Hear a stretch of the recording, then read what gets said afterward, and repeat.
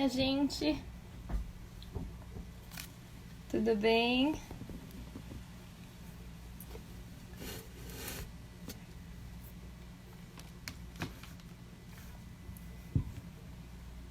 Olá!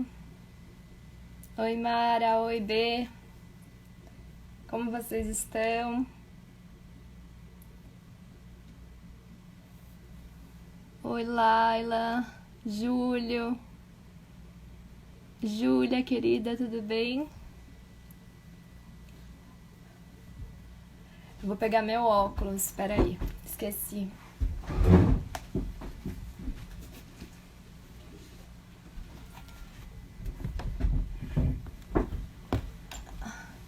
Oi, Mara, sim, querida, já lembro de você. Como você tá? Você tá em casa já ou você tá no seu rancho? Oi, Cris, oi, Edith, Rodrigo. Enquanto o pessoal vai entrando, eu vou contar pra vocês o que aconteceu.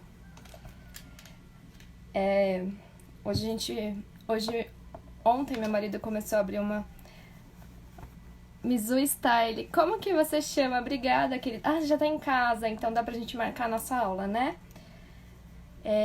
Então, deixa eu contar o que aconteceu. Ontem meu marido começou a abrir uma trilha que dá no Rio, né?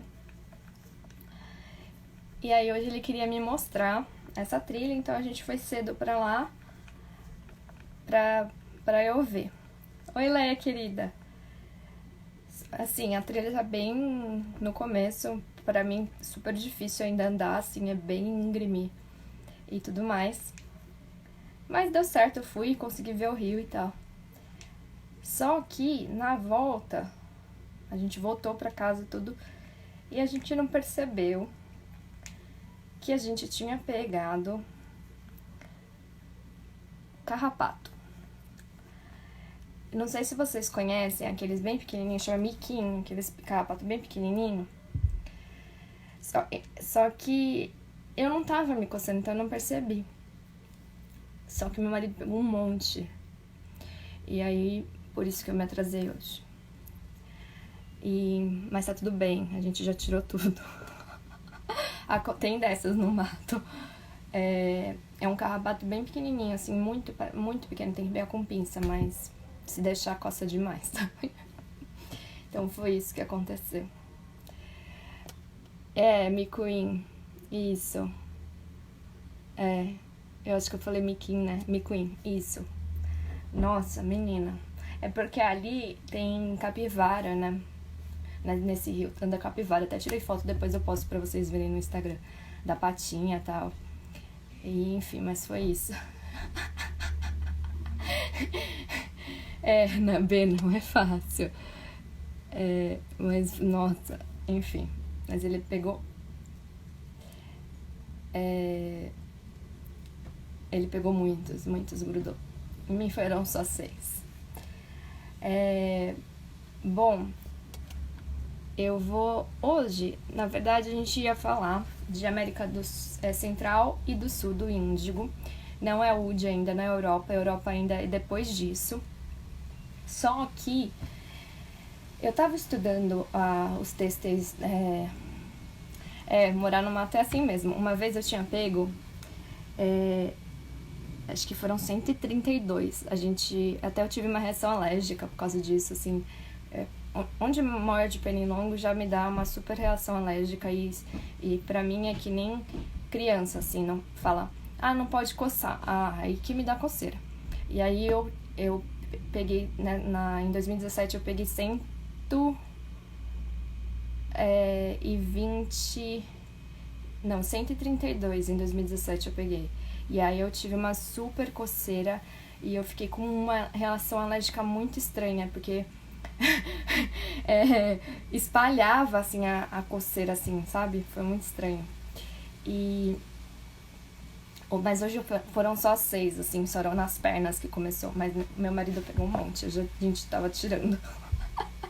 Oi, Marion, querida, tudo bem? Aqui tá tudo bem, graças a Deus. Mas o mato tem dessas, assim, só não pode deixar, porque senão quem é alérgico depois fica com uma super, super coceira. Então, assim, que eu tava falando da aula. Hoje a gente vai falar da América Central e do Sul. Hoje ia ser só hoje, tá? Mas eu tava estudando sobre essa aula pra vocês, eu sempre atualizo, né? Então eu faço a aula e depois eu vou melhorando ela e às vezes ela cresce muito, que é o que tá acontecendo agora, né? Como a gente tá em quarentena, então eu tô estudando bastante e acaba que as aulas ficam gigantescas. Então, o que aconteceu? Hoje, além do índigo, eu vou dar uma introdução bem legal sobre têxteis pré-colombianos. Por quê? Porque, bom, primeiro porque eles são nossos vizinhos e a gente tá super perto, né? Então, do Peru, aqui da Guatemala, tudo mais, do Chile. E é muito lindo, assim, é uma riqueza de tecido e de têxtil gigantesco, né? Segundo porque, lembra na primeira aula que eu falei que o registro mais antigo de índigo era no Peru? Então, hoje eu vou dar uma introdução muito legal para vocês de têxteis pré-colombianos e também porque tem índigo, tá? Então depois no final a gente vai falar muito de índigo, lógico, e o ano que vem, não, a semana que vem a gente vai continuar falando um pouco dos têxteis pré-colombianos, tá? E aí só na outra semana então que a gente vai falar do Udi, que é o índigo europeu. Tem que passar álcool antes de tirar os carrapatos. Eu não sei se ele passou. Eu acho que não. Eu cheguei só no final pra ajudar. É bom saber, mas acontece. Qual o mês ideal para plantar índigo? A Mara me perguntou. Sempre na primavera. Eu sigo o calendário lunar, né? Então também nunca vou plantar na lua minguante, por exemplo, né? Então eu colho na lua minguante e planto na lua nova ou lua crescente, né? Então, na primavera. Então, quem comprou as sementes, tanto da aneleira quanto do índigo japonês, e ainda não chegou, né? Os correios em algumas regiões estão atrasando mesmo, tá? Principalmente, eu mandei recentemente acho que era Rio Grande do Sul, demorou um pouquinho mais para chegar, mas chega, tá? E então, assim que todo mundo me disser que chegou as sementes, eu aviso pelo WhatsApp do dia da aula, do plantio, tá? Para quem comprou as sementes, tanto brasileiras quanto a do Japão. Bom, então vamos começar um pouquinho sobre os têxteis pré-colombianos. Então, assim, no primeiro slide já tem uma foto maravilhosa. Eu ainda não aprendi, lógico, a mexer naquele software para compartilhar o PDF, então paciência. Eu fico melhorando a aula de vocês e aí na última hora eu lembro que tem que pensar na questão do software e nunca consigo arrumar tempo para isso. A Laila me perguntou isso no site que tá no link do perfil do Instagram, tem escrito site e ali você, dentro do site, você consegue comprar, tá na aba Vivências, tá? Por lá você consegue comprar tanto as aulas presenciais, online e as sementes, tá bom? Então, logo no primeiro slide tem uma foto maravilhosa de um têxtil peruano, que é um texto do povo... Eu já encontrei escrito de duas formas, Huari ou Huari, tá? Uma tapeçaria gigantona que data de 700 depois de Cristo. Essa tapeçaria tá no Museu de Nova York, tá? E aí muito desses museus vocês conseguem ver pela internet, tá? Tá tudo digitalizado bonitinho. De qualquer forma, depois que eu disponibilizo as aulas em PDF, eu mando os links, as referências de tudo. Então também vocês não precisam se preocupar, porque vocês vão conseguir ver pelo PDF também, pelo link que eu mando. Tá?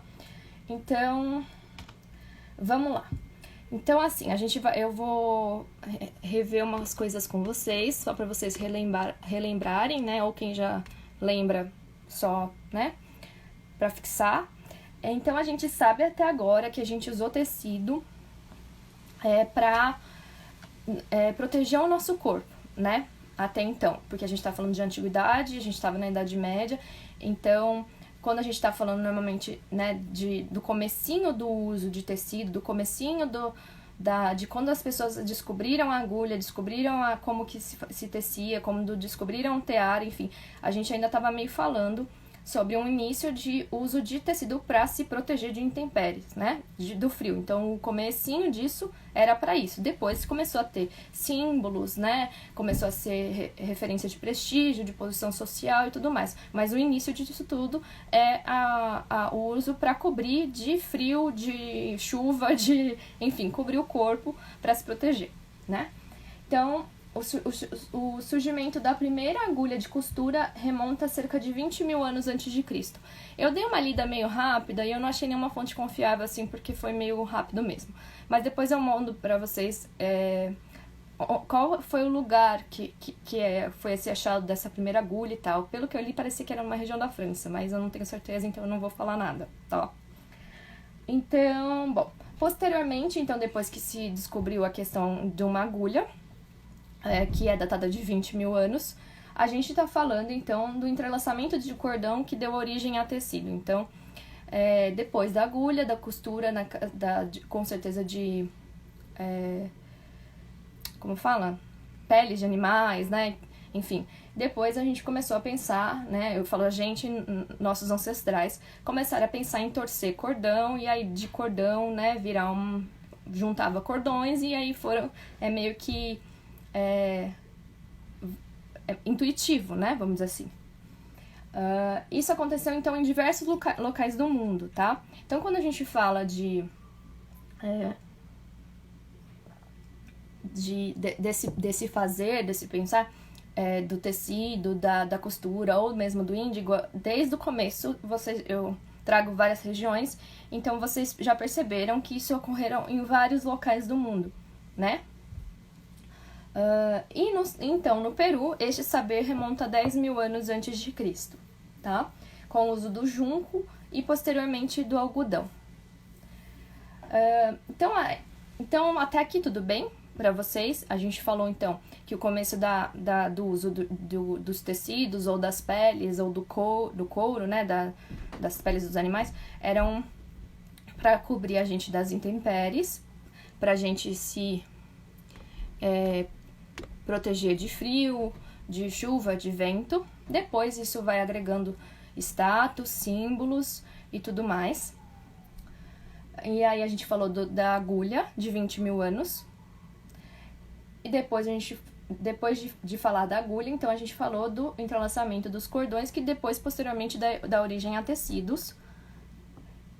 E no Peru, esse saber remonta a 10 mil anos antes de Cristo, primeiro com junco e depois, então, com algodão, tá? Tecidos de algodão datados de 2.500 anos foram encontrados no norte do Peru, marcando assim o surgimento de técnicas complexas de confecção. Neste momento, o uso do tear possibilitou a criação de desenhos geométricos e tingidos. Mais tarde, terão figuras de animais e representação de deuses. Então, quando a gente fala em 2.500 anos, que inclusive tem uma imagem maravilhosa de um tecido de algodão, que você olha para ele assim, ele tá, lógico, extremamente gasto, mas você consegue ver que ele tem uma textura, uma diferença entre trame e urdume na textura.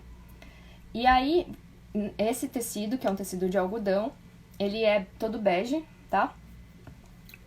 Esse tecido, ele só foi possível em 2.500 anos de ser feito por conta do desenvolvimento de tear. Então, só foi possível existir por conta do saber de trama e urdume, tá? Então, nesse momento, no Peru, as pessoas já tinham conhecimento de trama e urdume, tá? E aí a gente começa uma questão, que é a questão que eu mais gosto, que eu sempre entro, que é a questão ritualística, né? Quando a gente está falando sempre desses povos antigos, a gente não tem como separar esse fazer de fazer tecido, de fazer fio, de tingir, enfim, o tecido ele não é uma coisa à parte da religião. Então, esse saber, esse fazer, ele é holístico. Oi, Aline, querida. A B me perguntou o que é trama e urdume. De maneira bem simples, urdume é o esqueleto, a coluna do tecido, Então é o que tá na vertical e a trama é o que tá na horizontal. Então, basicamente, faz entrelaçado assim, um em cima, outro embaixo, para fazer um tecido, tá? Mas, enfim, tem umas construções têxteis muito mais, como fala? Complexas, tá? Mas o básico é isso. Então, quando a gente fala dessa época do tingimento natural, dos tecidos e do tingimento, a gente está falando também de coisas místicas, de coisas holísticas, de religião, vamos dizer assim, tá? Então, por volta de 1200 a.C. a 1000 a.C., o povo pré-colombiano, eles faziam como se uns desenhos em pedras representando deuses. É um desenho mesmo, na verdade, é um desenho, tá? E aí o que acontece? Essas pedras representavam deuses e junto com o uso de plantas alucinógenas para rituais, tá? Eles invocavam deuses para trazer bênçãos, principalmente vinculado à agricultura, a questão de chover para as plantas crescerem, tá? E aí, esse povo é o povo Chavin, que escreve, eu não sei se é assim que pronuncia, tá? Ele é um povo que eles são anteriores aos Incas, tá? Ainda é anterior ao povo Inca. Aqui a gente tá em 1200 a.C. a 1000. Os Incas, eles vão aparecer em 1400 depois de Cristo, tá? Então é bem anterior. Só que pensem comigo, né? Quando a gente desenha em pedra, é difícil carregar pedra muito grande pra lá e pra cá, né? Inclusive, eu me lembrei que a gente tá carregando umas pedras aqui, meu Deus, quer dizer, eu não, meu marido tava carregando, coitado, quase morreu. E aí, é difícil ficar levando pedra pra lá e pra cá. Então, lembre-se, por esse povo, Chavin, não sei se é assim que pronuncia, escreve Chavin mesmo, tá? Se alguém souber espanhol, enfim, aí me fala como se pronuncia direitinho. Mas esse povo, eles retratavam, então, os deuses nas pedras. Então, ele tinha uma relação de divindade com aquela imagem que eles retratavam. E aí, Oi, Zina, querida! Tudo bem? E aí é difícil carregar as pedras pra lá e pra cá, né? Tipo assim, eu vou ali fazer uma reza ali com outro povo, deixa eu levar aqui minha imagem, né? Então, assim, devia ser meio difícil, né? E aí, o que aconteceu? Alguém teve uma brilhante ideia, então, de começar a retratar esses deuses em tecido. E aí é muito mais fácil, porque aí você dobra o tecido, né? E leva para... Muito mais leve. Aí você leva lá pra uma reza que você vai fazer em outro lugar, né? Então, como é bastante difícil transitar com essas pedras, começou a pintar os deuses em tecidos. Dessa forma, o tecido ou a roupa cerimonial, então, o tecido representando um deus, ou uma roupa mesmo de cerimônia, tipo assim, sei lá, do líder lá que vai fazer o ritual, tinha a roupinha certa com o deus, então era mais fácil, né, do que levar a pedra. Então, o tecido ou a roupa cerimonial também servia como ferramenta de doutrinação. Então, deixa eu ir lá, então, fazer uma reza, vou levar aqui meu tecidinho ou minha roupa, porque tem uma pessoa que tá querendo saber da nossa reza, do nosso negócio, entendeu? Então, além de fazer parte de como uma ferramenta de doutrinação, então, para falar da sua reza pro vizinho, vamos dizer assim, de uma forma bem didática e bem simples, era parte de um sistema comercial, então, que além do tecido e do desenho dos deuses, levavam peixe seco, cerâmica, e daí vocês vão entender depois, mais pra frente, quando a gente for falar do Maya Blue, tá? Do azul Maya, então, que era muito feito em cerâmica, peixe seco, cerâmica, pigmentos, e aí pigmentos, depois a gente vai falar do índigo e tal, e pedras semi-preciosas. E aí, aqui vai ter um link para um vídeo no YouTube bonitinho de um museu e uma imagem de um tecido, de um manto feito para desse povo, um manto sagrado, vamos dizer assim, tá? Até aqui tudo bem?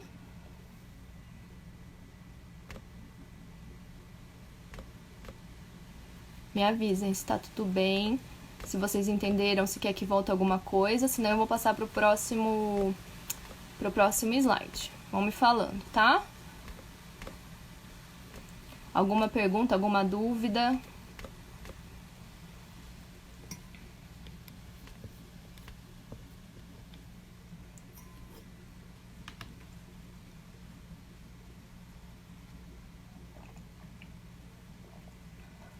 Tá.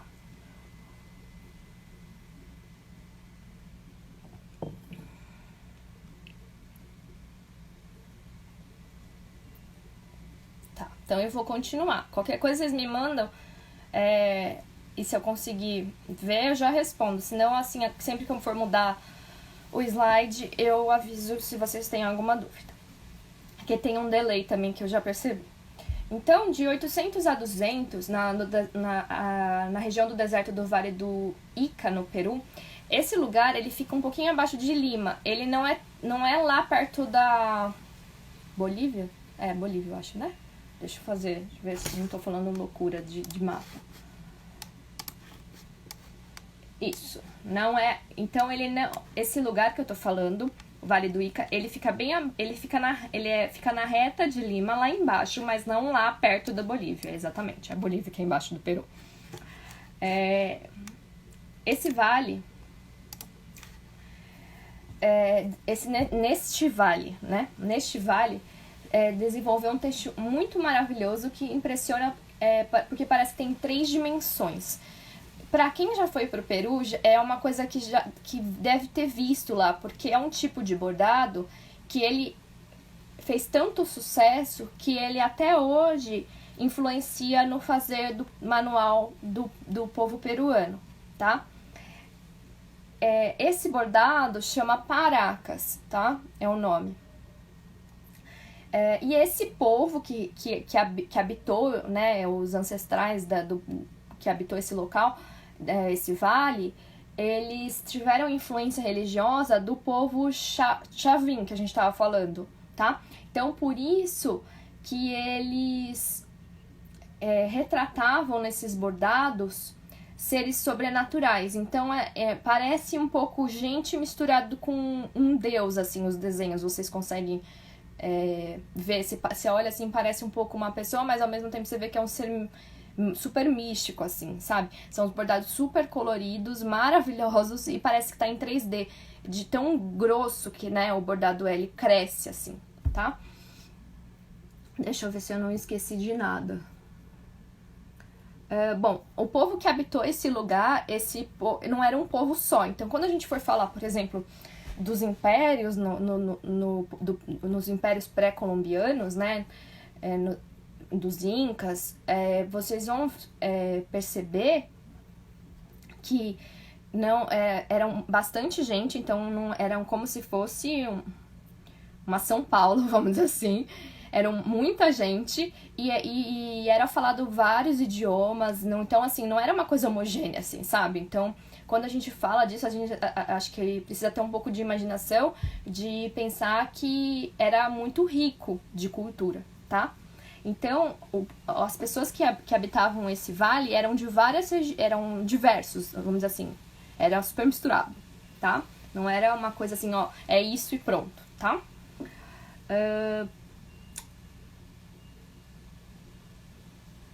Então, bom, acho que é isso. E esses seres que eles colocavam nos bordados, que eram essas pessoas meio divinas, eram para representar governantes, líderes, tá? Bom, o povo Nazca, então a gente falou do Chavin, dos Paracas, e agora a gente vai falar do Nazca. O povo Nazca ele é de 200 a.C. a 600 depois de Cristo. E eles eram vizinhos, eles também estavam nesse mesmo vale. Então, esse vale é desértico, tá? Então, é uma região que é um vale, né? Mas acho que não tem muita água mais, pelo jeito. Porque a literatura se refere como um lugar de seca, de deserto, tá? Então, os vizinhos desse povo, até os bordados são muito parecidos, assim. A única diferenciação é que o Nazca, ele é geométrico, tá? Ele não é tão orgânico, tá? Vai ter todas as fotos para vocês verem.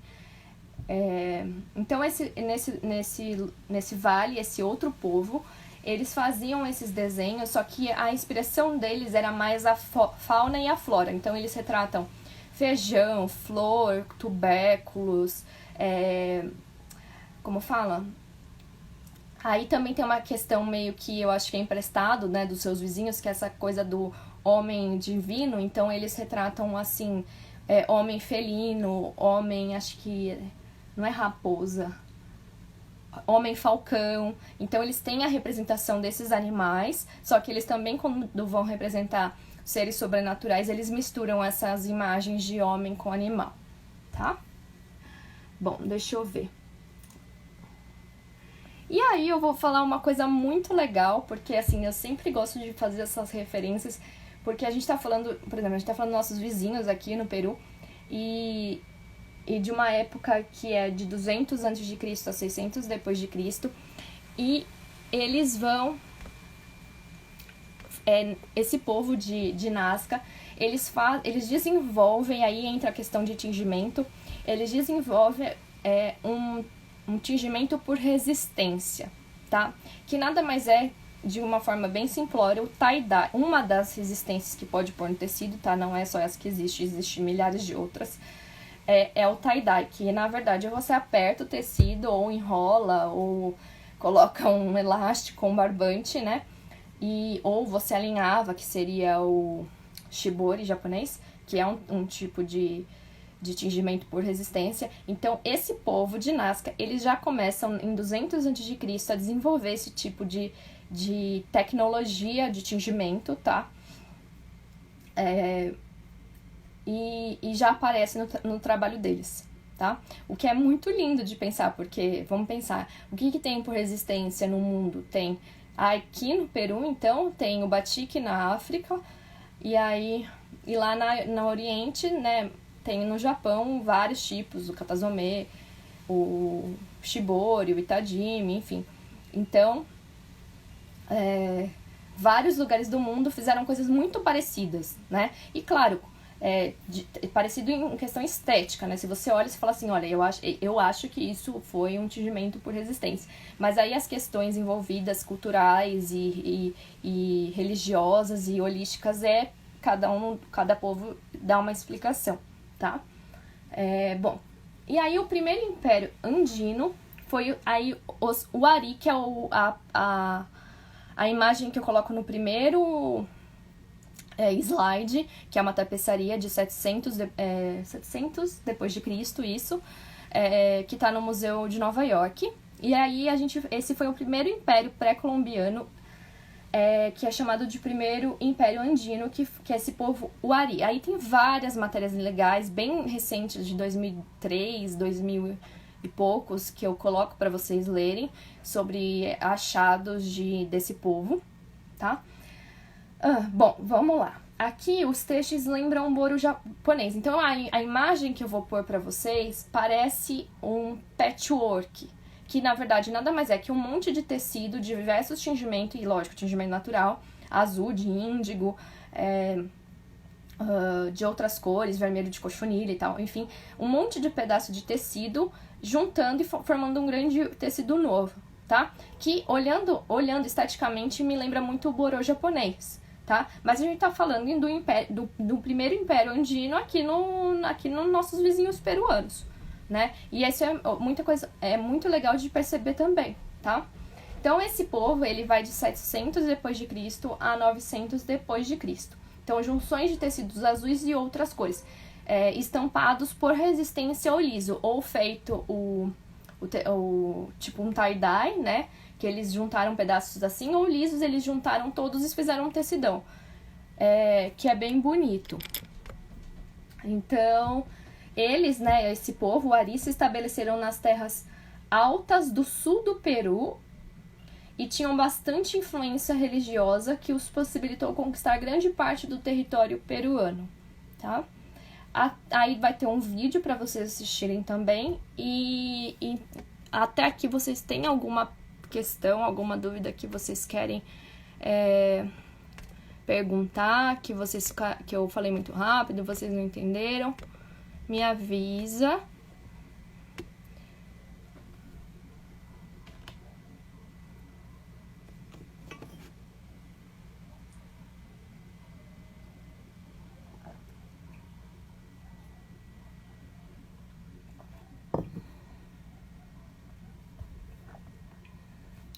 me falam se tem alguma dúvida. Senão a gente vai continuar.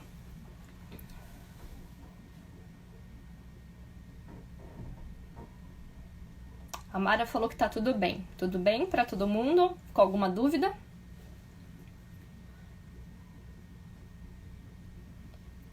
Tá. Então a gente vai falar de alguns reinos. Eu vou só citar, não vou entrar neles, porque hoje não vai. Mariana, vai ficar gravado aqui no Instagram e no canal do YouTube também, tá bom? Marion, sobre o azul, até que ponto era usado o índigo ou o molusco? Bom, vai ficar gravado, a Mariana perguntou, então vale também para 58 amores. Como que é seu nome? Você falou que chegou agora, né? Vai ficar gravado, você consegue ver depois. Marion, então você me perguntou até que ponto era usado o índigo ou o molusco. Como assim, até que ponto? Não entendi o que você me perguntou. Assim, por exemplo, o molusco, ele era usado principalmente para roxo. Tanto que ele é chamado de roxo real, roxo de Tirião, tem mais outro nome que eu não tô lembrando. Enfim, ele era usado pelos fenícios, pelos bizantinos, então era algo para poucos, tá? Então era muito mais... O índigo já era, no começo, né, da história, ele já era uma cor de prestígio. O roxo também, ele foi muito usado, assim, por esses povos, fenícios, bizantinos, mas por uma classe alta, quem tinha dinheiro, quem era da nobreza, quem era rico, entendeu? E aí, quando a Constantinopla, em 1400 e alguma coisa que eu esqueci, foi tomada, isso praticamente desapareceu. Então, para fazer 1 grama de pigmento roxo do molusco, precisava de 10 mil bichinhos. Então, era realmente coisa para poucos, tá? Então, quando era azul, normalmente era de índigo, tá? Apesar de eu conseguir fazer azul com o molusco, tá bom? Aí você fala, como saber diferenciar? A diferença química é 1 ou 2 átomos de bromo, porque na verdade os dois fazem parte da mesma classe de corantes, que são os indigoides. Então, a única forma de diferenciar é essa questão de 1 ou 2 átomos de bromo, tá? Que você consegue diferenciar se é índigo ou se é molusco.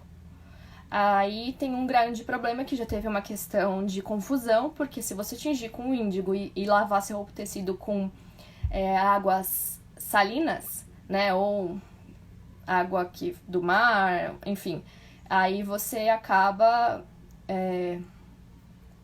sujando, não é a melhor palavra, mas você acaba... Vamos usar sujando, que eu não penso em outra agora.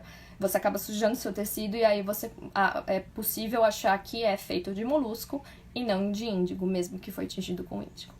Mas a questão de diferenciar são 1 ou 2 átomos de bromo na fórmula molecular, tá bom? A Aline me perguntou qual é o nome do patchwork no Japão. Boro.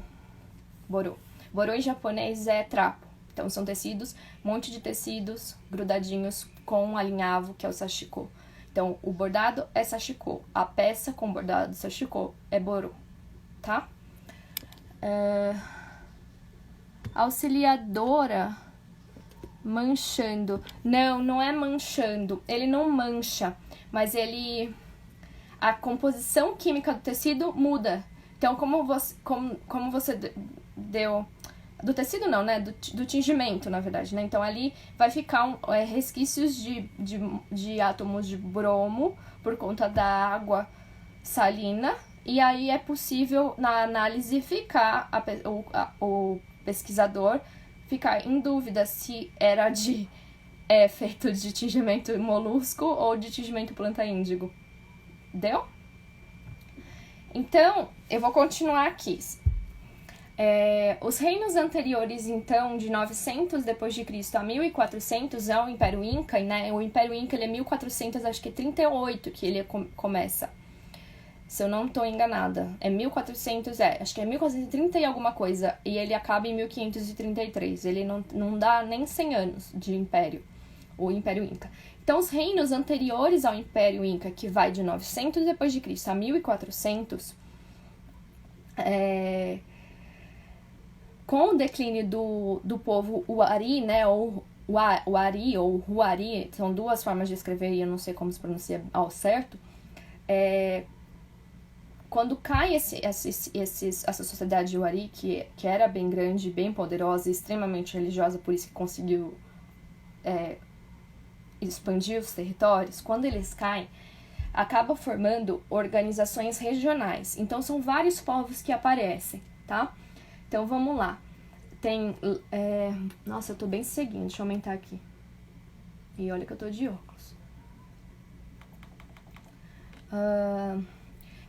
Então, influenciados pelas práticas religiosas do povo Huari e os modelos organizacionais expostos, eles formaram poderosos domínios regionais. Então, uma grande sociedade, uma grande civilização virou vários domínios regionais, tá? Então, quais foram esses? Timu, Lambayeque, descendente dos Moche, Chancai, Isma, Huar, Cochinchá, Shiribaya, Kiuki, Chuquibamba, enfim, acho que eu falei todos. Isso. Foram esses. E aí, esse período foi marcado por um comércio de longa distância, tá? Pense, porque até então esse reino anterior, esse povo Huari, ele praticamente tomou todo o território peruano. Quando ele se desintegra e aí vários povos regionais várias pessoas fizeram domínios regionais, e aí então começa a ter um comércio de longa distância, porque aí como eles começaram, lógico, a trocar coisas, né? Semana que vem a gente vai falar da questão têxtil, então, de dois povos, que é o Chancai, ou Chancai, não sei como se pronuncia, Chancai escreve, e Shimur. E depois a gente vai falar um pouco melhor dos Incas, tá? Hoje a gente ainda vai falar dos Incas, mas a gente ainda vai terminar semana que vem, porque não vai dar tempo. Até porque eu só tenho 25 minutos. Bom, até aqui tudo bem? Ou eu posso passar pro próximo, que agora a gente vai falar bem de índigo mesmo. Me avisem, tá?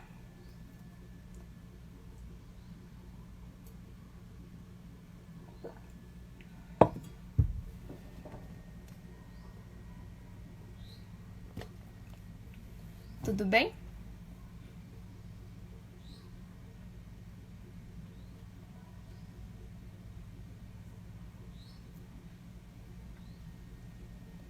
Leia, tá certo. Então eu vou continuar, tá? Bom, então a gente estava falando até então de povos nativos da América Central e Sul, né? A gente estava falando mais do Peru, né? A gente ainda não falou dos astecas lá no México, né? Mas a gente estava falando mais do Sul. Mas o índigo, para essas pessoas, então, da América Central e do Sul, o índigo, ele era para uso próprio, vamos dizer assim, tá? É lógico que eles trocavam entre eles, mas não era, por exemplo, uma plantação para exportar, tá? Ah, querida, ele também tá aí? Gracinha. Então, é lógico, depois que a Europa vem para as Américas e a gente vira colônia, eu falo a gente, o Peru, né, toda a galera, nossos vizinhos, e aí sim começa uma outra história do índigo. E aí, infelizmente, a gente vai falar, que é uma coisa que até há muito tempo atrás eu fiz uns 2 posts sobre isso, que era o índigo no sul dos Estados Unidos. E aí a gente tá falando, infelizmente, de uso de mão de obra escrava, a gente tá falando de coisas bem ruins, bem tristes, que o índigo tem vínculo na história, tá? Mas até então a gente ainda tá anterior à chegada dos espanhóis no Peru, então a gente tá falando dos povos nativos, então a gente tá falando de índigo como parte fundamental da vida. Então é aquela coisa que eu acho muito linda, que eu sempre falo, que é o índigo e o texto e o uso disso como Deus nos tecidos, né, que a gente falou, né, do povo que anterior eles usavam as pedras e não eram tão legal, então depois eles usaram tecidos, que era fácil de carregar.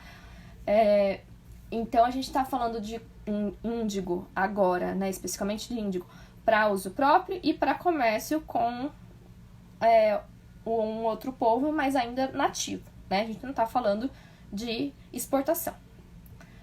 Bom, então, só para fixar, o índigo tinha profundo significado social, político e religioso. E aí a gente vai falar muito do Peru, porque o Peru tem uma história gigantesca com o índigo, né? Por acaso que os achados lá da primeira aula que a gente falou foi lá. Então, o Peru não foi exceção, né, nessa questão de significado social, político e religioso pro azul. E aí, sepulturas peruanas em Paracas, que a gente estava falando dos têxteis, Nazca, que a gente falou hoje, e aí vocês encontram Nazca, eu já coloquei com S e com Z, porque eu já encontrei dos dois jeitos, tá? Chancai, que a gente vai falar semana que vem, tá? Que são os povos pré-colombianos. E outros lugares, como no Egito, foram extremamente preservados devido ao clima local. Lembra que eu falei que nesse lugar, no Vale do Ica, que a gente acabou de falar, que fica Paracas, fica Nazca, a gente vai falar de Chancai semana que vem, são lugares que são deserto. E então, os têxteis é ótimo pra ficar lá, porque eles não vão estragar, igual no Egito. Então, encontra muita coisa. Por isso, também acho que tem uma riqueza de material para estudo, tá? Então, nesse lugar, em sepulturas, foi encontrado muita coisa, tá? Vocês encontram... A gente vai falar sobre isso mais pra frente. Eita, passei tudo, não era pra passar.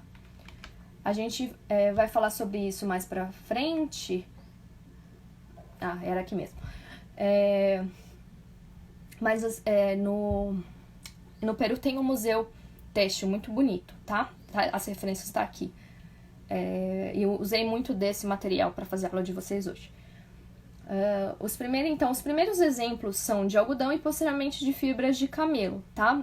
Que foram encontradas nessas sepulturas de azul.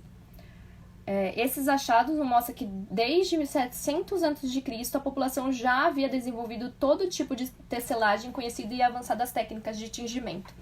Então, imagina que a gente faz a gente reproduz uma técnica que em 700 a.C.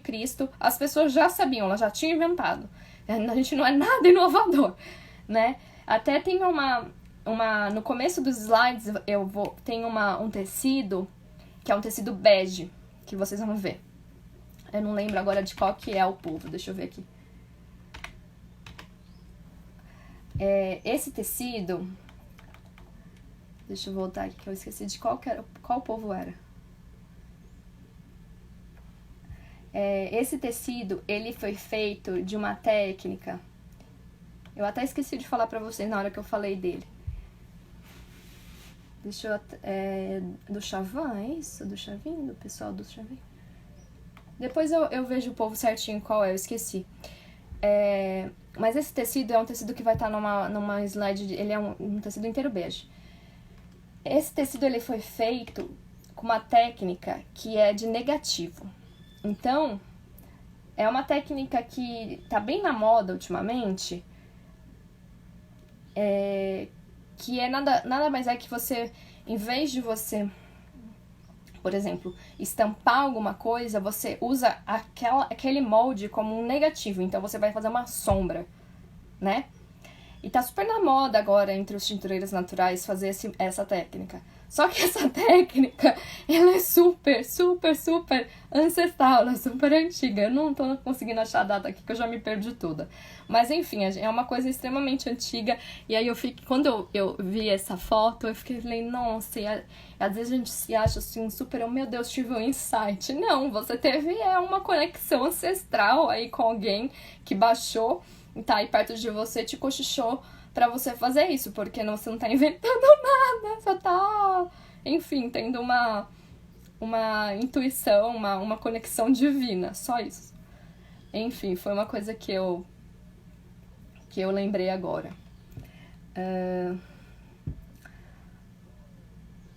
Bom, e aí voltando no índigo.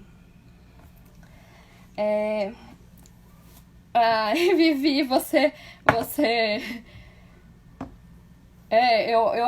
ri sozinha, eu tava aqui fazendo a aula pra vocês. E aí eu vi isso, e assim, tava escrito a descrição, né, do tecido. Aí tava assim, técnica de uso de, como que é? Negativo. Eu falei, não, eu não acredito. B. É como se você, por exemplo, sei lá, deixa eu pensar alguma coisa. Você pega um pedaço de alguma coisa, uma planta, um galho, o que você quiser, né? E aí, em vez de você estampar a planta ou qualquer coisa que você colocar no seu tecido, em vez de você estampar aquilo, você usa aquilo como um negativo, como uma forma só pra fazer uma sombra no seu tecido. Então pode ser qualquer coisa, pode ser uma moeda, uma colher, enfim, o que você quiser. Ou qualquer coisa que você quiser usar. Pode ser planta, pode ser galho, pode ser o que você quiser marcar no seu tecido, tá? E aí, você vai fazer só a sombra dele. Então, pensa como se fosse assim. Você pega um papel e aí você pega sei lá, deixa eu pensar aqui. Pegar um negócio aqui pra mostrar. É que não dá pra fazer aqui agora com... Então, você, por exemplo, peguei umas folhinhas de rosa. E aí, vamos supor que a caneta é minha tinta natural. E aí, em vez de você pegar a folha, você só marca ela, mas não pra ela estampar, mas pra ela fazer uma sombra. E aí, a tinta, vamos supor que a tinta vai passar em volta, né? E aí, vai ficar só a sombra da folha.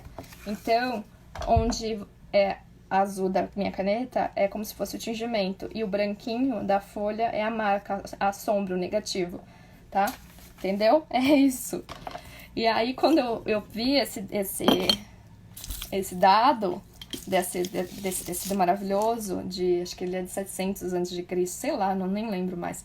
Ele é muito antigo, tá? E aí, ele é essa técnica, e eu nunca tinha visto nenhum registro disso. Como uma técnica antiga. E aí eu fiquei super rindo sozinha, porque eu falei assim, nossa, e aí a gente, na atualidade, no contemporâneo, achando que a gente é muito revolucionário. É isso que aconteceu. Nem lembro onde tinha parado, depois de contar essa história. Bom, lembrei. Né?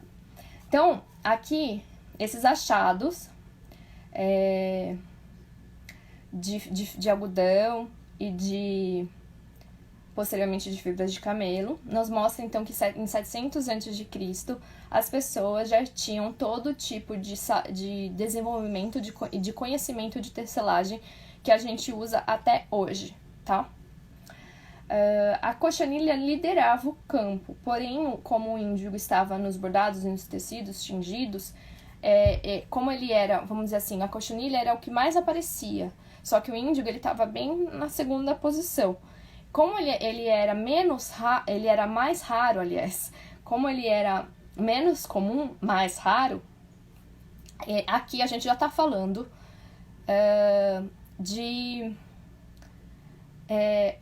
como significado de prestígio, tá? O azul como significando prestígio. B, isso. É o que a gente chama hoje na impressão botânica de medium print, tá? Bom, até aqui tudo bem? Aí a gente já muda de slide. Me avisem, tá?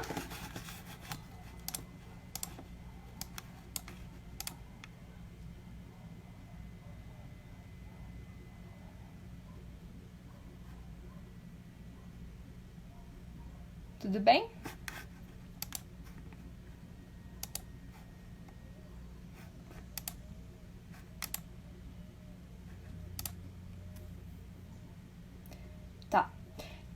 Então, aqui a gente já vai avançar um pouco no tempo, tá? A gente estava falando aqui de datas próximo à era cristã, começo da era cristã, tá? Mas a gente vai avançar um pouquinho e a gente já vai chegando, então, nos Incas. Então, a gente tá falando já em 1438 a 1533. Avancei bem no tempo, na verdade, tá? Então, aqui é uma coisa muito legal de já se falar, que em alguns momentos eu falo assim... Oi, mano, a minha mãe também tá vendo a minha live. Tá saudade, eu também, mano. Ó, então aqui a gente avançou bem no tempo, a gente já tá no Império Inca, então a gente tá em 1438 a 1533 da Era Cristã. Então a gente já tá aqui quase nos achados do Brasil, tá? Aqui a gente já tá falando que pros Incas o índigo, os têxteis, aliás, os têxteis azuis, eles já valem mais do que ouro, tá? Porque em alguns momentos, sempre fala assim, em alguns momentos da história, índigo e têxtil valia mais que ouro, era uma das especiarias mais caras, era não sei o que. Então, aqui é um exemplo disso, tá?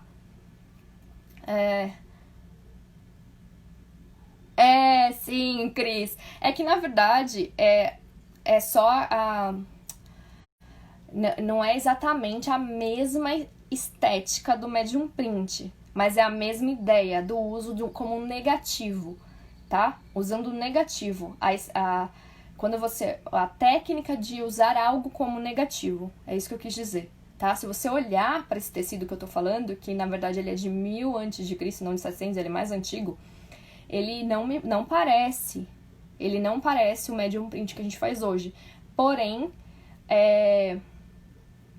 a técnica de usar alguma coisa como negativa é a mesma, tá? É isso que eu quis dizer. Depois vai falar que a Kiri falou que existe a medium print lá nos pré-colombianos. Não, é a mesma ideia de uso de alguma coisa como negativo, tá bom? Mas eu ri sozinha de qualquer forma. Bom, então, segundo cronistas, voltando nos Incas então, tá, gente? Segundo os cronistas espanhóis do século XVI, então depois que os espanhóis chegaram aqui e bagunçaram tudo, assim, né, as pessoas aqui que eram os nativos, né, então, segundo os cronistas espanhóis, os incas e os astecas produziam textos de altíssima qualidade, tá? Tem registros de cronistas espanhóis falando dessa forma. Existe poucos resíduos do Império Inca. Por quê? O Império Inca, ele estava numa região dos Andes, né? E que é extremamente úmido. Então, isso é um problema para questão têxtil, né? Para resíduos têxteis. Porque tecido é orgânico. Então, se você está num lugar úmido, ele se desintegra, tá bom? Então é bem problemático para encontrar, por isso que se acha muito no Egito e nas regiões de deserto. E na Índia não tem, e aqui foi difícil também de ter alguma coisa, tá? Porém, foi feita uma escavação de um túmulo de uma mulher, que esses achados estão no Museu Amano no Peru, em Lima, tá? Que continha uma caixa, é uma caixa de trabalho, como se fosse uma caixinha de costura, vamos dizer assim, nossa, mas é uma caixa de trabalho que tem um fuso e bolas de algodão tingido com índigo, tá? Bem desbotado, mas tem. Eu procurei muito no site e eu não achei foto, tá? Eu vou até entrar em contato com o museu para que, se eles puderem me mandar algumas imagens, e aí eu coloco no slide de vocês. Se eles me mandarem a tempo. Senão, depois eu posso fazer até um post no Instagram e aí vocês então fiquem de olho que eu vou tentar essa imagem, porque eu não encontrei, tá? Então, só pra gente se situar, onde que o Império Inca ele estava, tá? O Império Inca ocupou o que hoje é parte da Colômbia, norte do Chile e da Argentina. Foi uma importantíssima civilização pré-colombiana, que teve uma área de 4.000 quilômetros. Eles foram extremamente revolucionários porque eles construíam muitas estradas, então eles construíram 40.000 quilômetros de estradas, e esse império foi habitado por cerca de 6 a 10 milhões de pessoas falando 60 idiomas diferentes, tá? Então eu peguei esses dados, esses números, pra gente entender o tamanho do negócio, tá?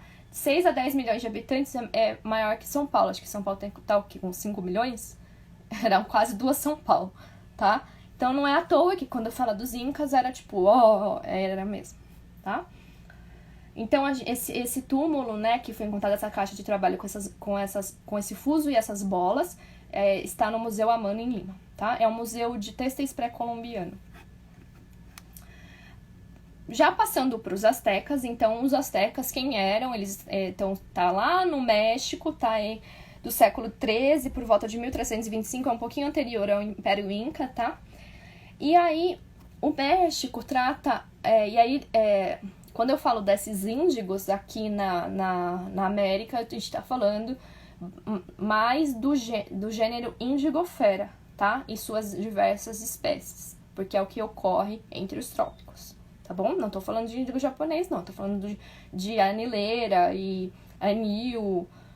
E agora, como os astecas chamavam, que era chamado de iquilite ou chiquilite, tá? Com X mesmo, chiquilite. E os astecas, mais do que uma questão de tingimento, eles usavam o índigo como medicina, tá? Como eles usavam as propriedades medicinais do índigo, tá? Então aqui eu trago algumas propriedades medicinais da anileira para vocês terem como documento. Folhas. Então as folhas são, além do azul, sedativo, antídoto contra mercúrio e arsênico, antiespasmódica, que então inibe espasmos na bexiga, no intestino, útero e estômago. Tem mais propriedades. A raiz, ela abaixa a febre, ela é diurética, né? Então elimina a urina, e insetífugo.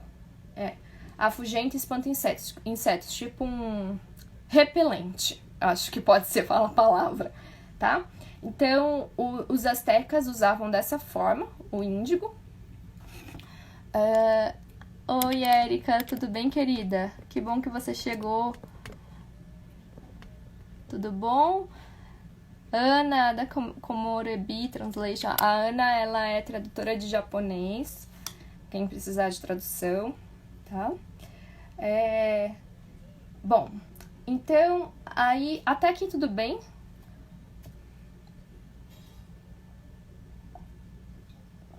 Tem alguma dúvida?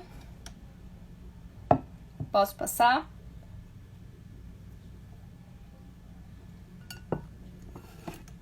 Gente, o Instagram já tá me derrubando. Falta 1 minuto. E eu ainda faltam 2 slides. Então depois vocês me voltam, porque falta conteúdo. Hoje eu falei demais. Eu vou encerrar, e aí faltam 2 slides. E vocês então voltem todas, tá bom?